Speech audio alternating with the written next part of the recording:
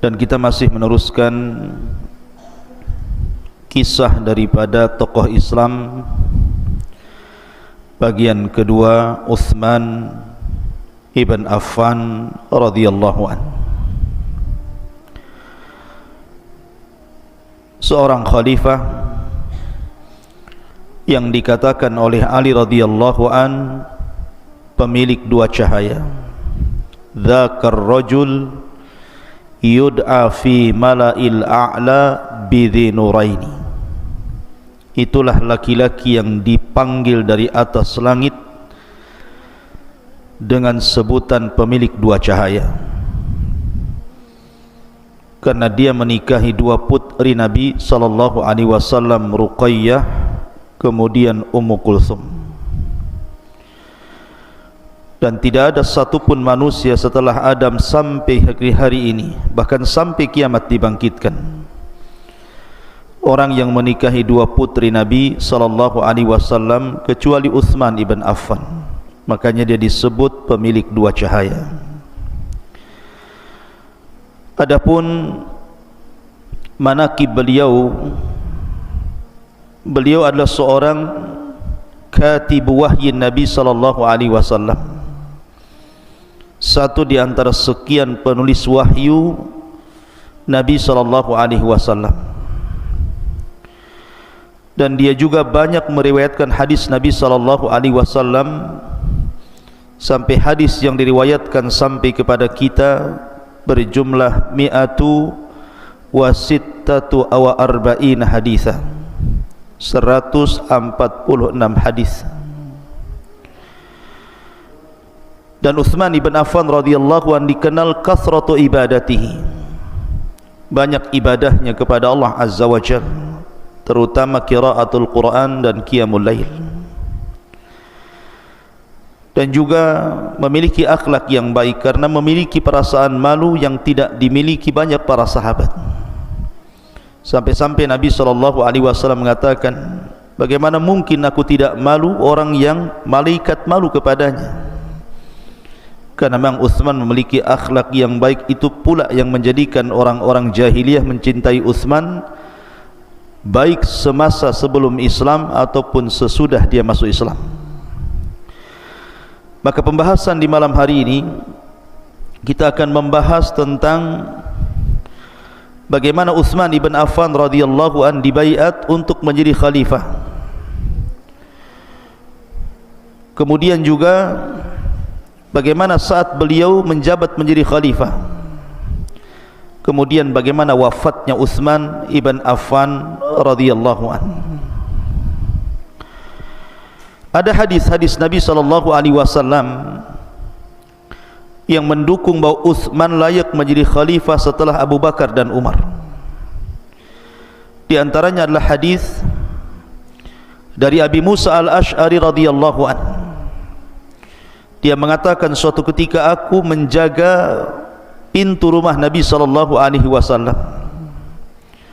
Tiba-tiba kemudian Abu Bakar datang dan meminta izin untuk berjumpa dengan Rasul. Maka Abi Musa al-Ash'ari radhiyallahu an meminta izin kepada Rasul agar Abu Bakar masuk. Maka Rasul mengizinkan dan mengatakan, wa basyirhu bil jannah, habarkan gembira kepada Abu Bakar bahwa dia telah dijamin masuk surga. Kemudian setelah itu Umar masuk, dan Nabi Musa kembali meminta izin kepada Rasul. Kemudian Rasul pun mengizinkan dan mengatakan, wa basyirhu bil jannah, kabar gembirakan kepada Umar bahwa dia dijamin masuk surga. Setelah itu datang Utsman ibn Affan radhiyallahu an minta izin. Maka Nabi Musa kemudian juga meminta kepada Rasul untuk mengizinkan Utsman. Maka Rasul mengizinkannya dan mengatakan, wa basyirhu bil jannah ala balwa tusibu, kabar gembirakan kepada Utsman bahwa dia dijamin masuk surga, akan tetapi dia mendapatkan ujian yang sangat berat, di mana akhir hidupnya akan mengalami mati syahid. Dari sini menunjukkan bahwa ada 3 orang yang diberi izin untuk masuk kepada Nabi sallallahu alaihi wasallam dan dihabar gembirakan dengan surga. Pertama Abu Bakar, kemudian Umar, kemudian Utsman. Dan di sini tidak ada Ali. menunjukkan bahawa khilafah itu setelah Abu Bakar dan Umar adalah Uthman ibn Affan radhiyallahu anhu.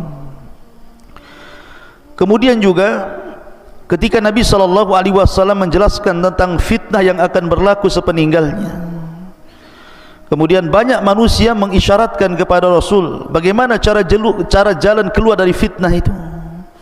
Maka Nabi SAW kemudian mengisyaratkan kepada Uthman ibn Affan radhiyallahu anhu bahwa dia bisa menyelesaikan fitnah itu. Kemudian juga hadis Nabi SAW yang bersabda kepada Uthman ibn Affan radhiyallahu anhu bahwa Allah akan yuqammisuka qamisan, akan memakaikan baju. Apabila ada orang yang kemudian hendak melepas bajumu, jangan kau lepas. Artinya bahawa isyarat kepada khalifah, ketika Uthman menjadi khalifah akan datang para pemberontak untuk menjatuhkan Uthman, seolah-olah Rasul mengatakan jangan kau berikan kekhilafahan itu kepada mereka. Dari sini ada isyarat bahawa Uthman akan menjadi khalifah. Dan banyak lagi hadis-hadis yang menopang bahawa Uthman layak menjadi khalifah sepeninggal Abu Bakar dan juga Umar ibn al-Khattab radhiyallahu anhu. Ma'asyiral muslimin yang dimuliakan Allah Azza wa Jalla, ketika Umar ibn al-Khattab radhiyallahu anhu menjadi khalifah, kemudian berakhir dengan mati syahid di mihrab Nabi SAW, ditusuk oleh Abu Lulu al-Majusi. Maka ketika itu Umar ibn al-Khattab radhiyallahu anhu memilih 6 sahabat Rasul, yang salah satu dari antara mereka adalah orang-orang yang dijanjikan masuk surga, atau disebut dengan al-asyaratu al-mubashshiruna bil jannah. Di sana ada Uthman ibn Affan, di sana ada Ali radhiyallahu anhu, di sana ada Talha bin Ubaidillah, di sana ada Zubair ibn Awwam, di sana ada Sa'ad bin Abi Waqqas dan Abdurrahman ibn Auf radhiyallahu anhum ajmain. Inilah 6 sahabat yang layak menjadi khalifah sepeninggal Umar ibn al-Khattab radhiyallahu anhu. Sebenarnya Umar sangat menjagokan Abu Ubaidah ibn al-Jarrah. Bahkan dia mengatakan, kalau seandainya Abu Ubaidah ibn al-Jarrah hayyan, hidup, maka tentu aku akan menjadikan dia pengganti diriku. Tapi sayang, Abu Ubaidah ibn al-Jarrah meninggal saat menjadi jenderal perang untuk membuka Al-Quds. Di situ terjadi wabah taun yang luar biasa yang disebut dengan Taum Anwas. Maka Abu Ubaidah pun salah satu yang terkena taun dan meninggal satu keluarga. Sehingga kemudian dari 10 sahabat yang dijanjikan masuk surga tersisa 6. Dari sini ma'asyiral muslimin yang dimuliakan Allah Azza wa Jalla, Umar menyerahkan kepada 6 orang ini. Maka akhirnya kemudian setelah Umar ibn al-Khattab radhiyallahu an menjelang wafatnya, maka 6 orang ini bermusyawarah. Tapi ketika itu kemudian mundur satu persatu. Di antaranya Sa'ad, dia tidak mau ikut dalam kontes kepemimpinan ini. Sa'ad bin Abi Waqqas dia mundur. Kemudian juga Talha juga mundur. Kemudian juga Abdurrahman bin Auf dia mundur. Kemudian juga akhirnya mereka memihak kepada 3 orang. Kemudian yang tersisa hanya 2 orang, Uthman dan juga Ali radhiyallahu anhu. Kemudian mereka mewakilkan semuanya kepada Abdurrahman ibn Auf untuk memilih 2 orang ini. Maka Abdurrahman bin Auf ketika itu meminta 3 hari untuk istisyar, meminta bermusyawarah kepada kaum muslimin, kepada kibarus sahabah, pada kaum muslimin, siapa yang layak di antara 2 orang ini menggantikan Umar ibn al-Khattab radhiyallahu anhu. Jadi Abdurrahman bin Auf sehari-harinya hanya berwudu, kemudian salat, kemudian istikharah, kemudian berdoa kepada Allah meminta yang terbaik. Setelah itu datang ke rumah-rumah kaum muslimin, kepada kibarus sahabah, sigharus sahabah, kemudian ammatul muslimin, meminta siapa yang layak untuk menjadi pemimpin. Akhirnya kemudian sampai suatu waktu Abdurrahman bin Auf memanggil Uthman dan juga Ali, mengumpulkan manusia di masjid. Kemudian Abdurrahman bin Auf memanggil Ali radhiyallahu anhu untuk naik ke atas mimbar. Kemudian dipegangnya tangan Ali radhiyallahu anhu dan mengatakan, "Ya Ali, seandainya engkau menjadi khalifah ataupun tidak menjadi khalifah, maka itu semua takdir Allah Azza wa Jalla. Seandainya engkau menjadi khalifah, maukah engkau berhukum dengan Al-Quran, kemudian sunnah Nabi SAW, dan mengikuti jejak Abu Bakar dan Umar? Tapi Ali kemudian menolak untuk mengikuti jejak Abu Bakar dan Umar, karena Ali tahu bahwa kepemimpinan itu berat. Boleh jadi ada kebijakan-kebijakan yang tidak mungkin sesuai dengan kebijakan Abu Bakar dan Umar. Akhirnya kemudian Abdurrahman bin Auf melepaskan Ali radhiyallahu anhu. Kemudian memanggil Utsman bin Affan radhiyallahu anhu dan mengatakan, "Ya Utsman, seandainya engkau menjadi khalifah, maukah engkau berpegang dengan Al-Quran dan Sunnah, kemudian mengikuti jejak Abu Bakar dan Umar?" Maka Utsman pun mengatakan, "Allahumma na'am, ya, saya siap berpegang dengan Al-Quran dan Sunnah dan mengikuti jejak Abu Bakar dan Umar radhiyallahu anhu." Maka manusia pun bertakbir. Akhirnya kemudian Abdurrahman bin Auf membaiat Utsman, disusul dengan Ali, dan seluruh manusia berbaiat kepada Utsman. Kata Imam Ahmad ibn Hanbal rahimahullahu ta'ala, tidak ada pembaiatan yang seluruh manusia berbaiat kecuali pembaiatan Utsman ibn Affan radhiyallahu anhu. Artinya manusia setuju dan suka dengan Utsman ibn Affan radhiyallahu anhu. Dari sini resmilah Utsman menjadi khalifah sepeninggal Umar ibn al-Khattab radhiyallahu anhu. Adapun tugas khalifah tentu tugas berat. Makanya Utsman kemudian mulai menyusun strategis kekhilafahannya. Dia letakkan beberapa qudat, hakim-hakim yang layak untuk memimpin daerah-daerah. Di antaranya Zaid ibn Thabit diletakkan hakim di kota Madinah. Abu Darda diletakkan di Damaskus. Kemudian Abu Musa al-Ash'ari diletakkan di Basrah. Kemudian Shuraih al-Qadi diletakkan di Kufah. Kemudian Ya'la ibn Umayyah diletakkan di Yaman. Kemudian Thumamah diletakkan di San'a. Kemudian Uthman ibn Qais ibn Abil As diletakkan di Mesir. Dan Ka'b ibn Shura al-Azdi juga diletakkan di Basrah bersama Abu Musa al-Ash'ari radhiyallahu anhu. Maka kemudian Uthman pun mulai melakukan pelebaran kekuasaan. Mulailah dia membuka banyak daerah-daerah. Di antaranya di zaman Uthman, Armenia jatuh ke tangan kaum muslimin. Kemudian Khurasan jatuh ke tangan kaum muslimin. Kemudian Karman jatuh ke tangan kaum muslimin. Kemudian Sijistan jatuh ke tangan kaum muslimin. Kemudian Afrika juga jatuh ke tangan kaum muslimin, termasuk Kubrus. Akhirnya kemudian dia pun berhasil menguasai hampir sebagian Afrika. Dan itu kegemilangan Utsman ibn Affan dalam futuhat, pembebasan daerah-daerah, sehingga masuk ke wilayah kaum muslimin. Ma'asyiral muslimin yang dimuliakan Allah Azza wa Jalla, ketika Utsman ibn Affan radhiyallahu anhu hendak memberangkatkan pasukan untuk melawan Romawi, datang Hudzaifah ibn Yaman radhiyallahu anhu, kemudian menghabarkan bahwa manusia telah terjadi khilaf tentang qiraatul Quran, tentang bacaan-bacaan Al-Quranul Karim. Dan kita tahu bahwa di zaman Abu Bakar sudah mulai dikumpulkan Al-Quran itu, disebabkan ketika memerangi Musailamah Al-Kadzab di Yamamah banyak hufadul Quran yang meninggal dunia. Maka Umar datang kepada Abu Bakar agar Abu Bakar mengumpulkan Al-Quran supaya tidak hilang, karena para hufad sudah banyak yang meninggal dunia. Maka kemudian Abu Bakar pun mulai mengumpulkan mushaf, lembaran-lembaran. Kemudian di zaman Umar diletakkan di rumah Hafsah. Kemudian di zaman Utsman, mulailah Utsman membukukan Al-Quran menjadi sebuah mushaf dan membakar qiraah-qiraah syadzah dan mengumpulkan qiraah-qiraah yang disepakati. Ma'asyiral muslimin yang dimuliakan Allah Azza wa Jalla, sehingga kita kenal mushaf yang kita baca adalah mushaf Utsmani, dan itu jasa besar Utsman membukukan Al-Quran menjadi sebuah mushaf. Ma'asyiral muslimin yang dimuliakan Allah Azza wa Jalla, yang ingin saya tekankan adalah kisah tentang wafatnya Utsman ibn Affan. Tentang wafatnya Utsman ibn Affan radhiyallahu an, ini sebagaimana sabda Nabi sallallahu alaihi wasallam bahwa pintu fitnah itu ada di Umar ibn al-Khattab. Apabila pintu itu masih tertutup, maka fitnah tidak mungkin tersebar. Tetapi kalau fitnah itu mulai terbuka dengan wafatnya Umar, maka fitnah ini tidak akan dihentikan sampai hari ini, bahkan sampai kiamat dibangkitkan. Fitnah apa itu?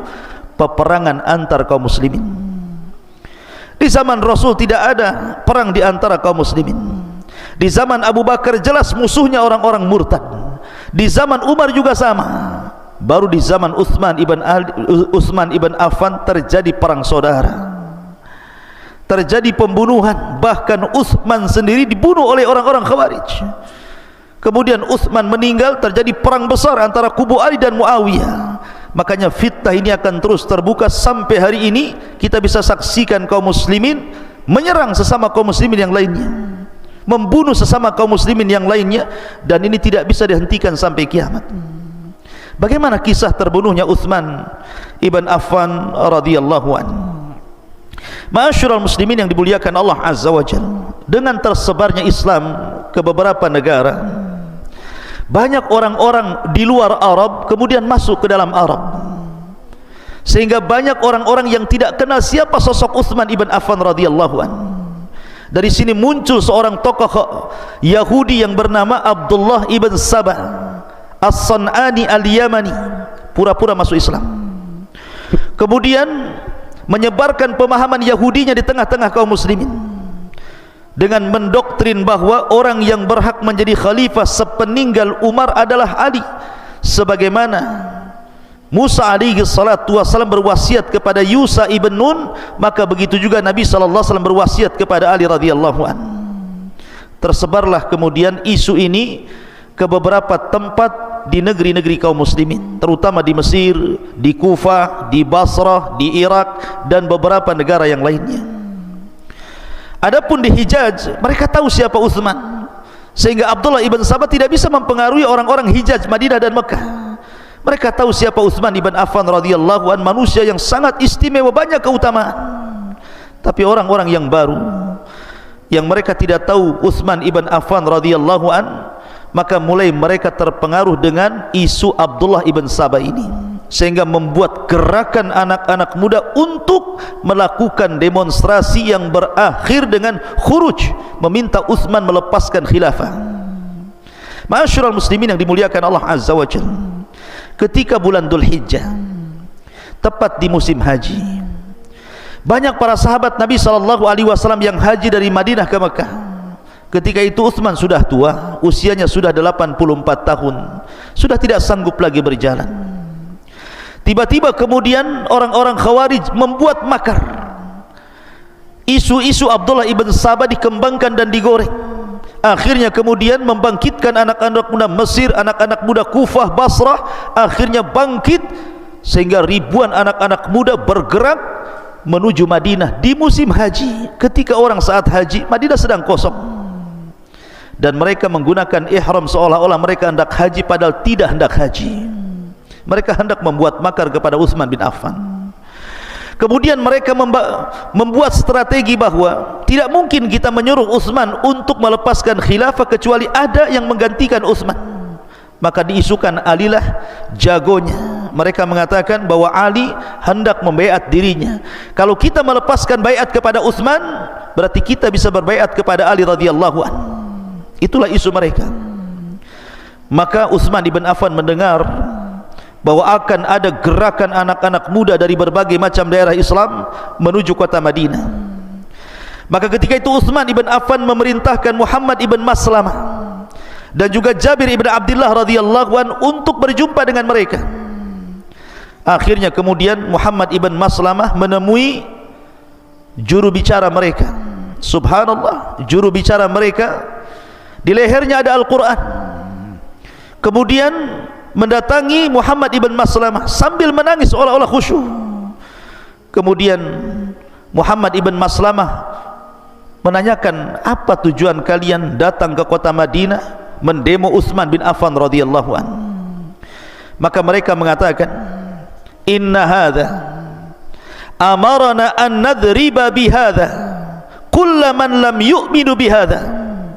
Sambil memegang Al-Quran yang dikalungkan di atas lehernya itu, orang ini sebagai perwakilan orang-orang Khawarij ini mengatakan, sesungguhnya ini maksudnya Al-Quran, memerintahkan untuk membunuh dia, maksudnya Utsman bin Affan, karena dia tidak percaya dengan ini maksudnya Al-Quranul Karim.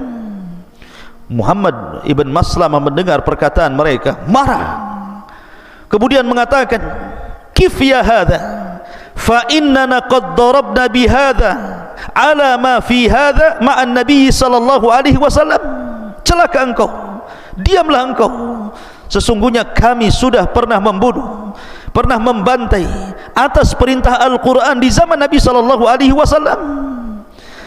Subhanallah, ikhwatu fiddin, muliakan Allah azza wa jalla, mereka mengatasnamakan Al-Quran untuk membunuh Utsman.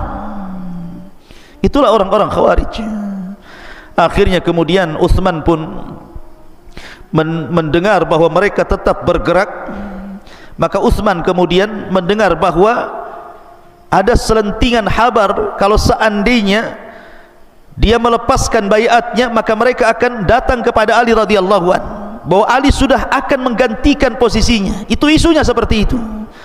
Makanya kemudian Utsman memanggil Ali radhiyallahu anhu, menegaskan tabayun, apakah benar bahwa dia akan membaiat dirinya untuk dirinya dan melepaskan baiat kepadanya. Tapi Ali mengingkarinya, itu isu tidak benar. Akhirnya kemudian Utsman mengutus Ali untuk menghadapi mereka. Maka datanglah Ali radhiyallahu anhu, kemudian berdialog dengan mereka dan mengatakan, ma ra'aitum ala sihrin Nabi sallallahu alaihi wasallam. Bagaimana pendapat kalian dengan menantu Nabi sallallahu alaihi wasallam? Kemudian mereka mengatakan, sesungguhnya ada kritikan-kritikan yang mengganjal di dalam hati kami kepada Utsman ibn Affan ya Ali. Kata Ali radhiyallahu an, sebutkan apa? Kemudian mereka mulai menyebutkan satu persatu. Yang pertama, Utsman ibn Affan radhiyallahu an ketika di Mekah waktu haji, dia tidak mengqashar salatnya, bahkan dia menyempurnakan salatnya. Harusnya dia mengqashar salat, bukan menyempurnakan salat. Kemudian yang kedua, bahwa Utsman memiliki peternakan unta untuk menggemukkan unta dirinya, bukan unta kaum muslimin. Yang ketiga, bahwa Utsman sudah membakar mushaf. Yang keempat, bahwa Utsman sudah menguasakan para pemimpin-pemimpin daerah dari keluarganya. Kemudian yang kelima, bahwa Utsman tidak mengangkat senior-senior sahabat, malah memilih junior-junior sahabat. Akhirnya Ali radhiyallahu anhu mengatakan, itukah yang kalian ingin tanyakan kepada Utsman? Baik, saya jawab. Kemudian Ali radhiyallahu anhu mengatakan, adapun Utsman menyempurnakan salat di Mekah karena dia punya istri di Mekah. Artinya ketika dia pergi dari Madinah ke Mekah, memang ada istrinya di Mekah sehingga tidak dianggap qashar, dianggap mungkin. Makanya dia menyempurnakan salatnya. Adapun Utsman menggemukkan unta-untanya, itu bukan unta dia, itu unta kaum muslimin. Utsman tidak pernah menggemukkan unta-untanya di kebun-kebun atau di peternakan kaum muslimin untuk kepentingan pribadinya, itu untuk kepentingan kaum muslimin. Adapun Utsman membakar mushaf, sesungguhnya Utsman hanya membakar mushaf qiraah syadzah, qiraah yang diperselisihkan, dan hanya menetapkan qiraah yang disepakati supaya tidak ada perselisihan di antara kaum muslimin. Adapun Utsman kemudian meletakkan para pejabatnya dari orang-orang dekatnya, dari keluarganya. Salahkah Utsman melakukan seperti itu? Bukankah Nabi sallallahu alaihi wasallam hanya menghususkan orang-orang Quraisy untuk memimpin dan tidak yang lainnya? Adapun Utsman kemudian memilihkan para junior sahabat dan tidak mengangkat para senior sahabat. Apakah Utsman kemudian meletakkan orang-orang zalim untuk memimpin? Bukankah mereka orang-orang adil? Nabi sallallahu alaihi wasallam pernah mengangkat Zaid ibn Harith memimpin pasukan perang di belakangnya Abu Bakar, Umar dan Ali serta Utsman. Padahal Zaid ibn Harith masih belasan tahun usianya. Termasuk juga Nabi SAW memerintahkan Attab ibn Usaid untuk memimpin perang di belakangnya Abu Bakar, Umar, Utsman, Ali dan sahabat yang lainnya. Lalu apa yang jadi salah dari Utsman ibn Affan radhiyallahu anhu? Terdiamlah para orang-orang Khawarij yang hendak mendemo itu. Kemudian mereka membuat syubhat yang baru dan mengatakan bahwa dulu Nabi SAW pernah meletakkan Hakam ibn Abil As untuk memimpin Taif, kemudian oleh Nabi SAW kemudian dipindah ke tempat lain. Tapi kemudian Utsman malah mengembalikan Hakam ibn Abil As ke Kufah pada Rasul sudah memecatnya, mengeluarkannya. Tetapi Ali radhiyallahu anhu mengatakan, kalian salah informasi. Nabi memang pernah meletakkan Hakam ibn Abil As di Taif, tetapi kemudian disuruh untuk berpindah ke tempat lain, tapi Rasul mengembalikan ke tempat itu. Itu yang dilakukan Utsman bin Affan radhiyallahu anhu. Maka akhirnya mereka pun terdiam. Setelah itu kemudian mereka pun pulang kembali menuju daerah-daerah mereka. Di tengah jalan rupanya datang surat kaleng. Surat itu ditulis orang munafik, ditulis oleh orang-orang munafik yang hendak mengadu domba orang-orang yang sudah taubat ini, hendak pulang ke daerah-daerah mereka. Isi surat itu dari Utsman ibn Affan radhiyallahu an, dari Utsman ibn Affan radhiyallahu an, bahwa ditujukan kepada gubernur yang ada di Mesir. Isi suratnya, kalau seandainya orang-orang ini datang ke Mesir, maka bunuhlah kepala pemimpin mereka. Siapa kepala pemimpin mereka? Bunuhlah Abdurrahman ibn Udes. Inilah pemimpin gerakan Khawarij di zaman itu. Kemudian bunuhlah Urwah ibn Suyah. Kemudian bunuhlah Abi Amrin ibn Budail ibn Warraq, dan juga bunuhlah Kinanah ibn Bishir, karena ini kepala-kepala pemberontak.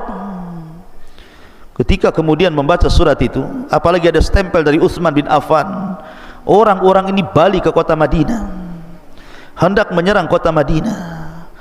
Ketika mereka masuk ke kota Madinah, mereka mengancam semua orang di kota Madinah. Ketika itu Madinah kemudian merasa mencekam karena orang-orang ini sudah mengancam.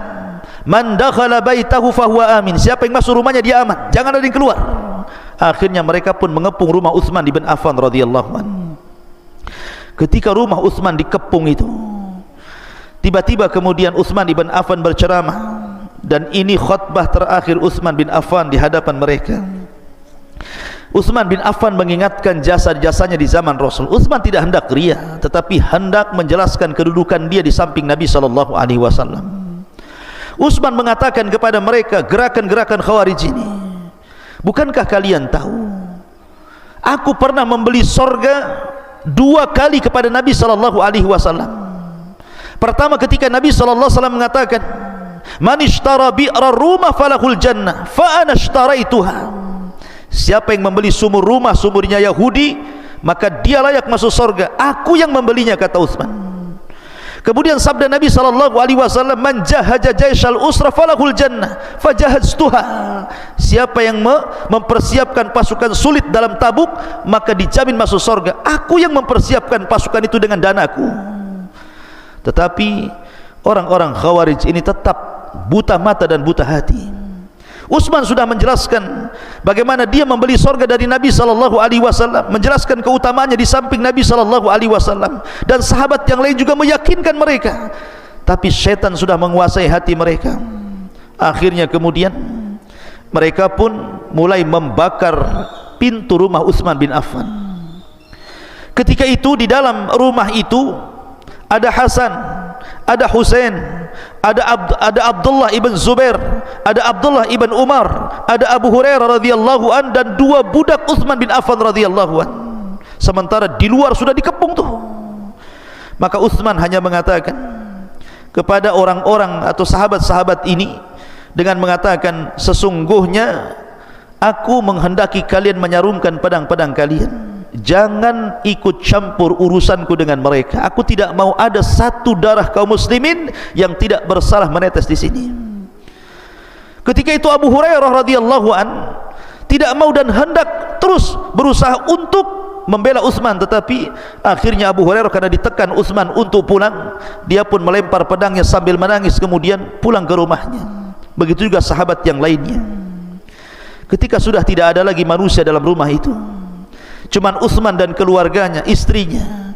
Ketika itu Utsman sedang berpuasa dan sedang membaca Al-Quran, kemudian sholat 2 rakaat, tiba-tiba pintu rumahnya dibakar dan dijebol. Masuklah anak-anak muda Khawarij ini ke dalam rumah Utsman ibn Affan radhiyallahu an. Subhanallah. Utsman ibn Affan radhiyallahu an ketika itu berusaha untuk tenang membaca Al-Quranul Karim. Tiba-tiba kemudian datang seseorang menarik janggutnya, janggut Utsman bin Affan radhiyallahu anhu ditariknya, kemudian mengatakan kepada mereka, lepaskan janggut ini, karena janggut ini adalah Nabi SAW memuliakannya, tapi dia tidak mau melepaskannya. Sampai akhirnya datang yang lainnya, datang yang lebih ganas daripada orang yang menarik janggut Uthman ini. Datanglah Kinanah ibn Bishr, tiba-tiba kemudian mengambil hadid, mengambil semacam besi, kemudian memukulkan di kepala Uthman sampai Uthman pingsan. Tidak cukup sampai di situ, datanglah Ashqa al-Qaum, yang paling buruk dari seluruh orang-orang yang menyerang Uthman bin Affan radhiyallahu anhu. Orang ini tiba-tiba kemudian menusuk-nusuk Uthman sampai 9 kali tusukan, sampai Uthman meninggal. Kemudian mengatakan, adapun yang 3 tusukan aku serahkan untuk Allah, adapun yang 6 tusukan itu untuk sesuatu yang mengganjal dalam hatiku. Maka Uthman ibn Affan radhiyallahu anhu akhirnya mati syahid, dan akhir ayat yang ia baca, fasayakfikahumullah wa huwas samiul alim. Cukuplah Allah yang akan menolong ini semuanya, dan dialah maha mendengar lagi maha mengetahui. Sebenarnya Uthman ibn Affan radhiyallahu anhu ketika itu terjadi dialog. Sebelum pembunuhan ini sudah terjadi dialog. Di antara dialognya adalah mereka memaksa Uthman dengan 2 pilihan dan mengatakan, ya Uthman, kalau engkau ingin selamat, kami berikan 2 pilihan. 1, lepaskan kekuasaanmu, tanggalkan kekuasaanmu. Tapi Uthman mengatakan, bukankah Nabi SAW yang bersabda, ya Uthman, innallaha sayuqammisuka qamisan idza arada ahaduhum an yakhla'ha fala takhla'ha. Bukankah Allah, Rasul yang mengatakan, ya Uthman, Allah akan memakaikan baju khilafah kepadamu kalau ada orang yang datang di antara mereka yang hendak melepaskan kekuasaanmu, jangan kau lepas. Itu sabda Nabi SAW kepada aku. Tidak mungkin aku melepaskan kekhilafahan ini. Kemudian mereka mengatakan, kalau begitu darah yang harus kau temui, artinya kematian yang kau harus hadapi. Kemudian Uthman mengatakan, apa hak kalian kemudian menumpahkan darahku? Bukankah Rasul yang mengatakan, la yahillu damu mri'in muslim illa bi ihda thalathin, tidak halal darah seorang muslim itu kecuali 3 perkara, ats-tsayyibu zani wan nafsu bin nafsi, seseorang yang sudah menikah berzina, atau seorang yang membunuh jiwa tanpa hak, al-mufaraqatu al-jamaah, seseorang yang keluar dari Islam. Wallahi aku tidak pernah berzina, baik zaman jahiliyah ataupun dalam Islam. Wallahi aku tidak pernah membunuh 1 jiwa pun, dan demi Allah aku tidak pernah murtad dari agama setelah masuknya diriku ke dalam Islam. Lalu apa hak kalian kemudian menumpahkan darahku? Tapi orang-orang Khawarij diberikan keterangan apapun, tetap saja akhirnya mereka membunuh Uthman ibn Affan radhiyallahu anhu. Maka kabar kematian Uthman ini menyebar sampai ke telinga Sa'ad bin Abi Waqqas. Sa'ad bin Abi Waqqas ini orang yang mustajabud doa, orang yang kalau berdoa itu pasti diijabah, dan itu sabda Nabi SAW kepada Sa'ad, bahwa doanya Sa'ad itu pasti mustajab. Mendengar Uthman dibunuh secara sadis oleh orang-orang Khawarij, dia pun berdoa kepada Allah Subhanahu wa taala, mengatakan, Allahumma la taqtuluhum illa bisayfi. Ya Allah, jangan kau bunuh orang-orang yang membunuh Uthman ini kecuali dengan pedang. Sebagai al-jaza min jinsil amal, balasan itu disesuaikan dengan perbuatan mereka kepada Uthman bin Affan. Subhanallah, setelah Sa'ad bin Abi Waqqas berdoa, semua yang terlibat dalam pembunuhan Uthman semua mati di atas pedang, semua mati dibantai pedang. Bahkan salah satu di antara mereka ada yang hidup sampai ketika Hajjaj ibn Yusuf hidup memimpin perang, sehingga usianya itu sudah tua sekali, sudah 40 tahun dari terbunuhnya Uthman sampai di masa Hajjaj ibn Yusuf ini. Ketika orang ini tiba-tiba nyeletuk kepada Hajjaj ibn Yusuf dan mengatakan, ya Amirul Mukminin, wahai Amirul Mukminin, ana rajulun syaikhun, saya ini orang yang sudah tua, maafkan diriku. Maka Hajjaj kemudian turun ke dalam mimbar dan mengatakan, manil qail, siapa yang bicara tadi? Kemudian dikatakan Fulan bin Fulan, dan Fulan bin Fulan ini salah satu pemimpin dari pemimpin-pemimpin yang menggerakkan orang untuk membunuh Uthman. Maka Hajjaj mengatakan, ya adu Allah, damu Uthman fi dhahrik, wahai musuh Allah, darah Uthman ada di pundakmu. Fanazala minal mimbar, dia pun turun dari mimbar. Fadharabahu bisaib, maka Hajjaj pun kemudian memenggal lehernya dengan pedang. Subhanallah. Dan Hajjaj mengatakan, wabika abda, kamu yang pertama kumulai. Begitulah nasib orang-orang yang membunuh Utsman ibn Affan radhiyallahu an, karena tidak mungkin Allah subhanahu wa ta'ala lalai dari setiap perbuatan zalim. Wala tahsabannallaha ghafilan amma ya'malu zalimun, jangan kau sangka Allah itu lalai dari orang-orang yang melakukan kezaliman. Dan tidak ada yang lebih zalim daripada membunuh orang yang sangat dicintai Nabi SAW, Utsman ibn Affan, yang dengannya Rasul memberikan Ruqayyah untuk dinikahi setelah wafatnya Ummu Kulthum, sehingga Ali radhiyallahu anhu mengatakan, dzakar rajul yud'a fi mala'il a'la bidhi nuraini, itulah laki-laki yang dipanggil di atas langit sebagai orang yang memiliki dua cahaya karena menikahi dua putri Nabi sallallahu alaihi wasallam. Subhanakallah bihamdika, asyhadu an la ilaha illa anta astaghfiruka wa atubu ilaik. Allahu ta'ala alam. Assalamualaikum warahmatullahi wabarakatuh.